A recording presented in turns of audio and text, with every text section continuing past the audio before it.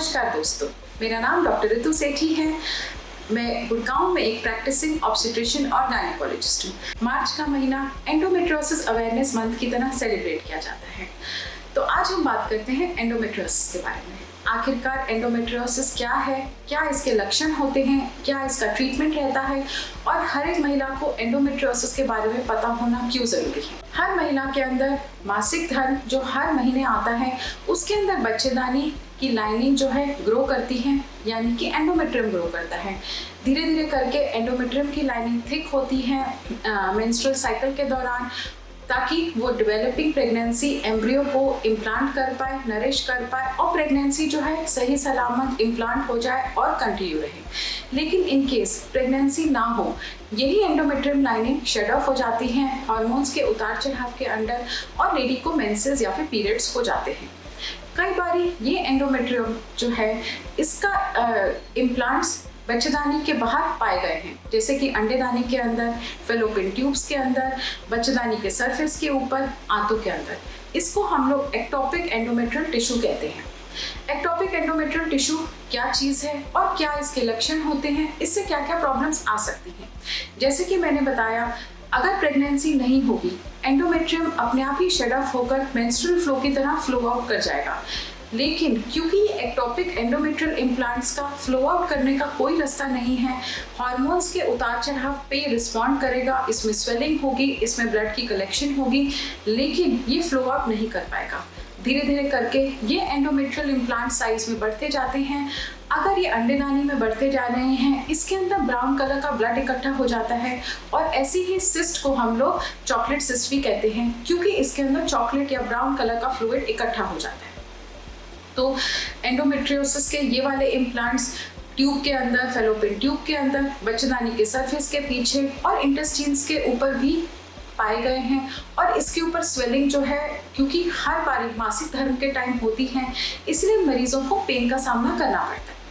तो क्या क्या सिम्टम्स हैं एंडोमेट्रियोसिस के? सबसे इम्पॉर्टेंट सिम्टम है पेन का सामना।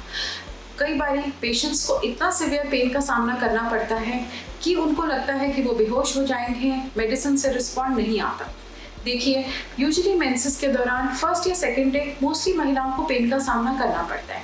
लेकिन अगर पेन इतना ज़्यादा सिवियर है कि वो आपकी क्वालिटी ऑफ लाइफ को हैम्पर कर रहा है, आप कुछ अपना daily routine work carry out नहीं कर पा रहे, आप ऑफिस या घर का काम नहीं कर पा रहे, आप बेहोश हो रहे हैं।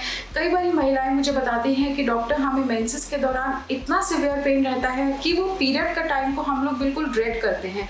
हम डरते हैं वो मासिक धर्म के टाइम से पहले 2 दिन 3 दिन, क्योंकि हमें इतना सिवियर पेन रहता है। तो अगर आपको इस तरीके का पेन हो रहा है, ये हो सकता है एंडोमेट्रियोसिस का आपको सिम्टम।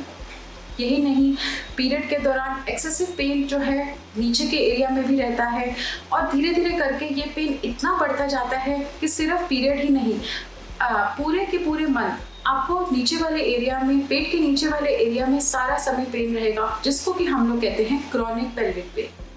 कई मरीजों को स्टूल पास करते टाइम भी पेन का सामना करना पड़ता है, क्योंकि अगर एंडोमेट्रियोसिस जो है, आपके एंडोमेट्रिक इम्प्लांट्स जो हैं आपके इंटेस्टाइन्स को इरिटेट कर रहे हैं, तो आपसी संबंध बनाते टाइम मरीजों को पेन का सामना करना पड़ता है। इंटरकोर्स के दौरान उनको बहुत ज़्यादा डिस्कम्फर्ट का इशू रहता है।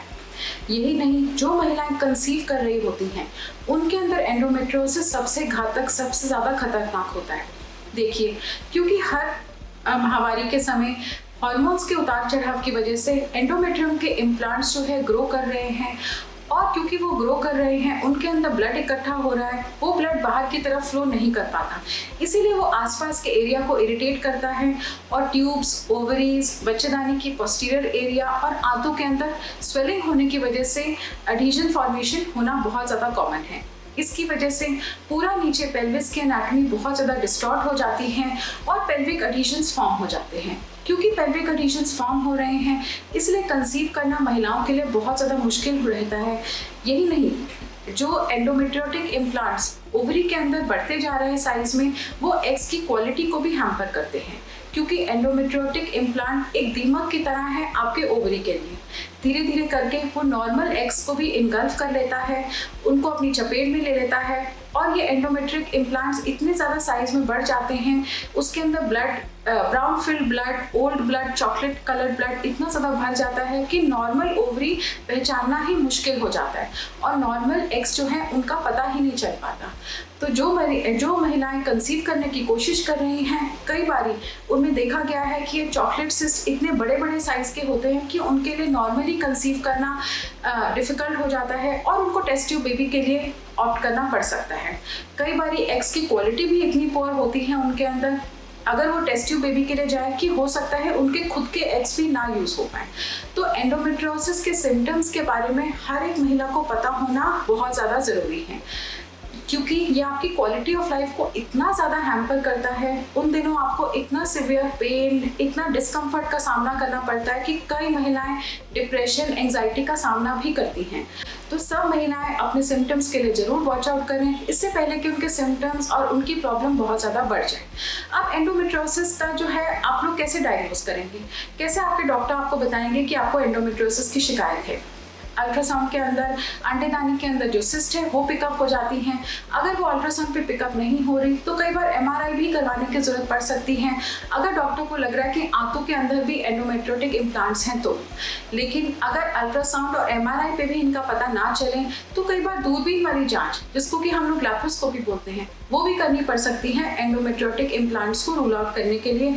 और कई बार एज अ ट्रीटमेंट अगर कोई महिला कंसीव करना चाहती है और एंडोमेट्रियोसिस बहुत ज़्यादा सिवियर हो गया है तो आप एंडोमेट्रियोसिस से बचाव के लिए क्या क्या कर सकते हैं।